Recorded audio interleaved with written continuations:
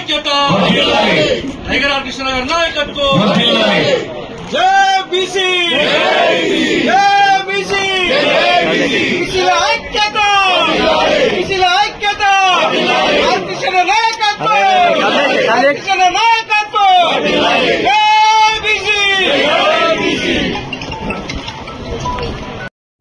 అసెంబ్లీలో 42% BC reservation పైన రాష్ట్ర ముఖ్యమంత్రి ప్రతిపాదన పెట్టడం, సో దానికి అనేక రకాల చర్చలు జరిగి ఏకైక తీర్మానం జరగడం చాలా మంచిది.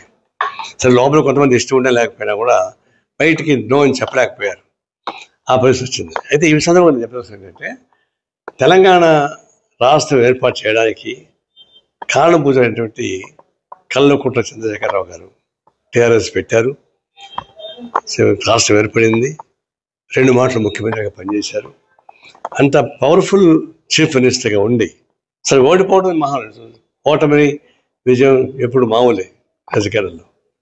ఓడిపోయినంత మాత్రాన అసెంబ్లీ రాకుండా ఎక్కడ ఒకటైతే ఇది ఈ 42% రిజర్వేషన్ ఆ బిల్లు ప్రవేశపెట్టినప్పుడు కనీసం ఆ రుచి నిలబడి నేను సపోర్ట్ చేస్తాను ఒక మాట చెప్పుకుంటే ఎంతో గౌరవం పెరిగి ఉండేది, ప్రజాస్వామ్యం బలోపేతం వచ్చి ఉండేది. ఆయన రాకపోవడం చాలా బాధాకరం. నేను తీవ్రంగా ఖండిస్తాను కూడా. మీరు ప్రజల చేత ఎందుకు అయిపోయిన తర్వాత మీరు ఫామ్ హౌస్ ఎట్లా ఉంటారు? ఒకవైపు ప్రభుత్వం నుంచి వచ్చేటువంటి బెనిఫిట్స్ పొందుతూ గౌరవాన్ని పొందుతూ చివరికి ప్రజలకు 3 నామలు పెట్టి ప్రజలకు ద్రోహం చేసి ఫామ్ హౌస్ పడుకుంటారా? ఇంపార్టెంట్ బిల్లు కూడా మీరు వచ్చి మాట్లాడరా? ఇంకేం దానికని మీరు ఎందుకు మీరు రిజైన్ చేయడం బెటర్. ఇంకా మీరు రిజైన్ చేసిపోతే మీకు గౌరవం లేకుండా పోతే మీకు గౌరవం కదా, మీ పార్టీకి అగౌరవం వస్తుంది. ఇది మంచిది కాదు, మేము తీవ్రంగా ఖండిస్తాం. తక్షణం వారు అసెంబ్లీకి రావాలి, లేదా అసెంబ్లీకి రాజీనామా చేసి బయటకు పోమని చెప్పేసి మేము డిమాండ్ చేస్తున్నాం. మనకు గర్వకారణం ఏంటంటే తెలంగాణ ప్రాంతానికి మన ప్రాంతం నుంచి వైస్ ప్రెసిడెంట్ ఆఫ్ ఇండియాగా అభ్యర్థిగా జస్టిస్ సుధా రెడ్డి గారిని బీజేపీ వ్యతిరేక శక్తులతో కలిసి ఆయన్ని క్యాండిడేట్గా పెట్టారు. ఆయన్ని సపోర్ట్ చేయాల్సిన బాధ్యత, అందులో ఆయన ప్రత్యేక తెలంగాణకు కూడా సపోర్ట్ చేసినటువంటి వ్యక్తి ఆయన.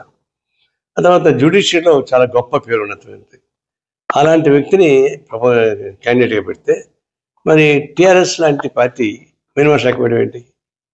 తెలంగాణ సెంటిమెంట్ గెలిచిన వాడివి, తెలంగాణ బిడ్డగా ఉండి ప్రత్యేక తెలంగాణ సపోర్ట్ చేసినటువంటి దేశం మొత్తం న్యాయ వ్యవస్థ నిపుణుడుగా ఉన్నటువంటి సుధా రెడ్డి గారిని మీరు సపోర్ట్ చేయకపోవడం చాలా విచారకరం. ఇది తెలంగాణ ద్రోహం తప్ప ఇంకోటి కానే కాదు. అది ఇప్పుడు ఈ సందర్భంగా ఏం చేశారంటే, హోమ్ మినిస్టర్ అమిత్ షా వారిని వ్యతిరేకంగా చెప్పడానికి చేత కాకుండా నిరాశ నిస్పృహ నుంచి ఈయన నెక్సలైట్ అని చెప్పి చెప్తా ఉన్నాడు. అంటే జస్టిస్ సుధా రెడ్డి గారిని నక్సలైట్ అని చెప్పడం ద్వారా మేము డిఫెండ్ చేసుకోలేకుండా వాళ్ళ అభ్యర్థి డిఫెండ్ చేసుకోలేకపోతున్నారు. ఇప్పుడు నా డౌట్ ఏంటంటే, ఆయన నక్సలైట్ అని చెప్పిన తర్వాత ఆపరేషన్ కగార్ దానిలో కూడా ఆయన పేరు పెట్టి ఆయన కూడా కాల్ చేస్తారా, నక్సలైట్ చంపేస్తారా? నాకు డౌట్ వస్తుంది. ఇది ప్రణాళిక. ఎందుకంటే అమిత్ షా ఆయన క్రిమినల్ నేరస్తుడు, ఆయన నిర్దోషిగా ఉండడానికి 12 మందిని చెప్పినా తప్ప ఆయన నిర్దోషి కాలేదు, జస్టిస్ లోయతో సహా. అలాంటి వ్యక్తి ఇప్పుడు ఆపరేషన్ కగార్లో ఈ సుదర్శన్ రెడ్డి కూడా పెట్టి ఆయన కూడా చంపేస్తారని మీకు అనుమానం వస్తుంది.